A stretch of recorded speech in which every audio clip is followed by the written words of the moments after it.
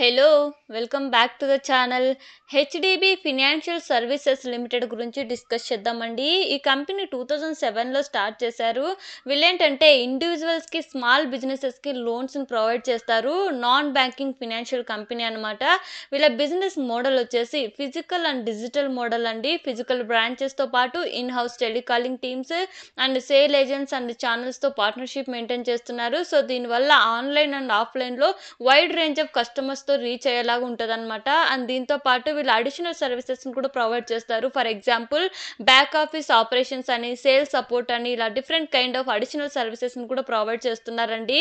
And ఈ company loans వచ్చేసి 3 కేటగిరీస్‌లో ప్రొవైడ్ చేస్తారండి. ఫర్ ఎగ్జాంపుల్ ఫస్ట్ వచ్చేసి ఎంటర్ప్రైజ్ లెండింగ్. ఇక్కడేంటంటే సెక్యూర్డ్ అండ్ అన్‌సెక్యూర్డ్ లోన్స్‌ని micro, small, medium enterprises or some salaried ఇండివిడ్యువల్స్‌కి ప్రొవైడ్ చేస్తారు.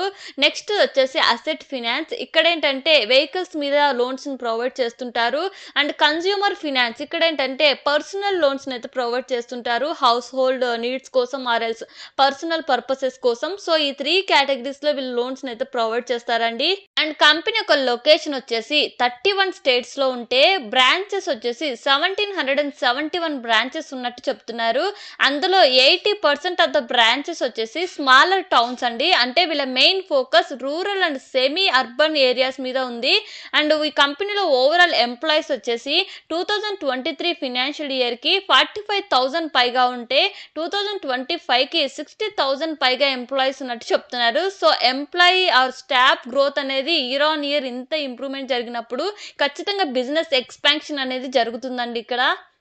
అండ్ కేటగిరీ వైజ్‌గా లోన్ పర్సెంటేజెస్ చూసినట్లయితే మోర్గేజ్ బ్యాక్డ్ లోన్స్ నుంచి 23% ఉంటే అదర్ అసెట్ బ్యాక్డ్ లోన్స్ వచ్చేసి 44%, పర్సనల్ లోన్స్ వచ్చేసి 24%, others like gold loans, two wheeler loans ఇవి వచ్చేసి 7% ఉంటే so, total secured loan percentage వచ్చేసి 71% ఉందండి. సో, ఇక్కడ మనకు ఒక పాజిటివ్ పాయింట్ అని చెప్పొచ్చు. రిస్క్ తక్కువ అన్‌సెక్యూర్డ్ లోన్ పర్సెంటేజెస్ కంటే.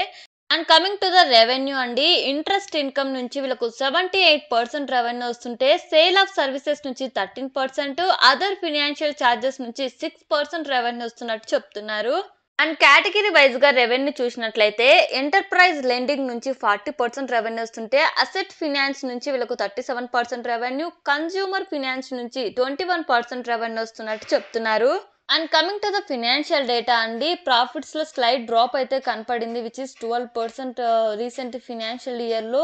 దానికి గల రీజన్ ఏంటంటే ఫ్యూచర్ గ్రోత్ మీద ఎక్కువ ఇన్వెస్ట్‌మెంట్ చేసినప్పుడు ఇలాంటి ఫినాన్షియల్ కంపెనీస్ ఎక్కువ లోన్స్ అయితే తీసుకుంటారు. అందువల్ల వీళ్ళ బారోయింగ్స్ కూడా ఎక్కువగా ఉన్నాయి.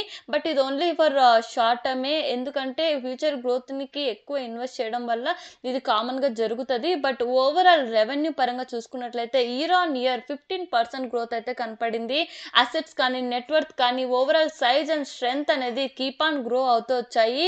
సో, దీన్ని బట్టి చూస్తే వాళ్ళు బిజినెస్ పరంగా కానీ, ఓవరాల్ కస్టమర్ బేస్ పరంగా కానీ కీప్ ఆన్ ఎక్స్‌పాండ్ అవుతూనే ఉన్నారు.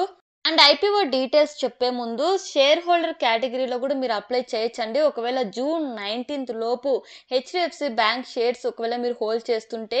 And coming to the IPO details June 25న ఓపెన్ అయ్యి జూన్ 27న క్లోజ్ అవుతుంది. ప్రైస్ బ్యాండ్ వచ్చేసి 700-740 పర్ షేర్ అండి. లాట్ సైజ్ వచ్చేసి 20 షేర్స్ అండి. ఐపీఓ ద్వారా వీళ్ళు 12,500 crores రైజ్ చేస్తుంటే అందులో ఫ్రెష్ ఇష్యూ వచ్చేసి 2,500 crores, ఆఫర్ ఫర్ సేల్‌లో వచ్చేసి 10,000 crores వస్తున్నారు. అందులో 1 రీటైల్ మినిమమ్ లాట్ వచ్చేసి 14,800 అండి. అండ్ మిగతా డీటెయిల్స్ మీరు స్క్రీన్‌లో అబ్జర్వ్ చేయొచ్చు. And coming to the peer comparison అండి. ఇన్ టర్మ్స్ ఆఫ్ ప్రాఫిట్స్ పరంగా, రిటర్న్స్ పరంగా వీళ్ళు ప్రొవైడ్ చేసిన ఫినాన్షియల్ డేటా ప్రకారం Cholamandalam investment and Bajaj finance ఇక్కడ బెటర్‌గా పెర్ఫార్మ్ చేస్తున్నారు. And coming to the HDB financial services వీళ్ళేంటంటే అట్రాక్టివ్ వాల్యుయేషన్స్‌తో ఐపీఓని అయితే కోట్ చేస్తున్నారు. అండ్ వీటితో పాటు return on equity and fundamentals కూడా స్ట్రాంగ్‌గానే ఉన్నాయి. సో, దీన్ని బట్టి చూస్తే ఐపీఓలో మంచి డిమాండ్‌ని అయితే క్రియేట్ చేస్తుందని అనుకుంటున్నా అండి. ఓవరాల్‌గా చెప్పాలంటే ఫండమెంటల్‌గా స్ట్రాంగ్‌గా ఉన్నారు. అండ్ దీంతో పాటు లాస్ట్ 2 ఇయర్స్ నుంచి చూసుకున్నట్లయితే కస్టమర్ రీచ్ వచ్చేసి 17.5 మిలియన్ కస్టమర్స్ ఉన్నట్టు చెప్తున్నారు. అండ్ వీటితో పాటు లోన్ అప్లికేషన్ చెక్ చేయడానికి, పేమెంట్స్‌ని కలెక్ట్ చేయడానికి ఎక్స్‌పోర్ట్ టీమ్‌తో పాటు మనకు తెలుసు HDB is the part of HDFC bank అని. సో, బిగ్గెస్ట్ ఫినాన్షియల్ బ్యాకింగ్ కూడా ఉంది వీళ్ళకి. సో, ఇది కూడా ఒక పాజిటివ్ పాయింట్‌గా కన్సిడర్ చేయొచ్చు. And coming to the risk factor అండి, అన్‌సెక్యూర్డ్ లోన్ పర్సెంటేజ్ వచ్చేసి 26% ఉంది. సో, కస్టమర్స్ లోన్స్‌ని పేమెంట్ చేయకపోయినా, లేదా ఆ పేమెంట్ వీళ్ళు సరిగ్గా కలెక్ట్ చేయలేకపోయినా, ఓవరాల్ బిజినెస్ మీద కూడా ఇంపాక్ట్ పడే అవకాశం ఉంటది.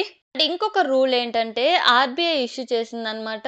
ఏదైనా ఒక బ్యాంక్ గానీ, సబ్సిడరీస్ కానీ, లేదా గ్రూప్ ఆఫ్ కంపెనీస్ కానీ, similar business similar services provide చేస్తే, వాళ్ళ యొక్క ఓనర్‌షిప్ బిలో 20% రెడ్యూస్ చేయాలనేసి చెప్పింది. బట్ ఈ రూల్ ఇంకా అమలు కాలేదండి. ఒకవేళ అయితే ఇది ఒక కన్సిడరేషన్‌లోకి తీసుకొని కీప్ ఆన్ మానిటర్ చేస్తే సరిపోయిద్ది. అండ్ ఈ టైప్ ఆఫ్ బిజినెస్‌కి ఏవైతే రిస్క్ ఫ్యాక్టర్స్ ఉంటాయో అవన్నీ వీటికి కూడా వర్తిస్తాయండి. అండ్ నేనైతే ఏపీఓలో పార్టిసిపేట్ చేద్దాం అనుకుంటున్నా. ఒకవేళ మీరు చేయాలనుకుంటే మీ ఓన్ అనాలిసిస్ ఆర్ఎల్స్ మీ ఫినాన్షియల్ అడ్వైజర్‌తో కనెక్ట్ అయిన తర్వాత డెసిషన్ తీసుకోండి. As of now grey market premium వచ్చేసి 12% మెయింటైన్ అవుతుందండి. ఇది చేంజ్ కూడా అవ్వచ్చు. ఒకవేళ మీకు ఈ వీడియో ఇన్ఫర్మేటివ్‌గా అనిపిస్తే please like, share and subscribe and thank you for watching.